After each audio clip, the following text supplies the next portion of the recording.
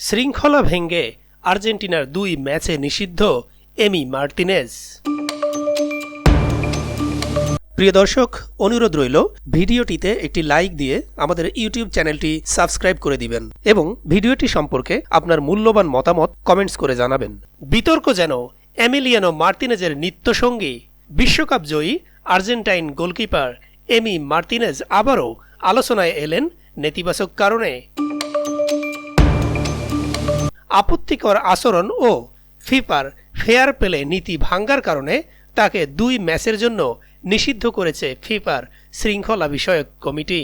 ফলে আগামী 10 অক্টোবর ভেনিজুয়েলার বিপক্ষে এবং 15 অক্টোবর বলিভিয়ার বিপক্ষে 2026 বিশ্বকাপ বাছাই পর্বের ম্যাচ মিস করবেন মার্টিনেজ।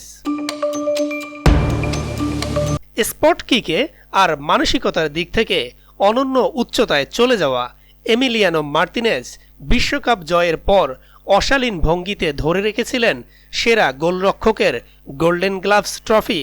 এর পর থেকে বেশ কয়েকবারই একই ভঙ্গিমায় ট্রফি নিয়ে উদযাপন করতে দেখা যায় বিশ্বকাপ জয়ী এই গোলরক্ষককে।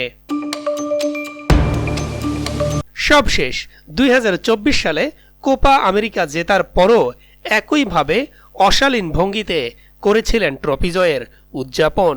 সেপ্টেম্বর মাসে চিলির বিপক্ষে ঘরের মাঠে 3-0 গোলে জয় পেয়েছিল আর্জেন্টিনা। এরপরেই দেশের মাঠে প্রথমবার 2024 সালে জেতা কোপা আমেরিকার ট্রফি নিয়ে উদযাপন করার সুযোগ পায় আর্জেন্টিনা। তখনই ট্রফি হাতে অশালীন উদযাপন করেন এমি মার্টিনেজ।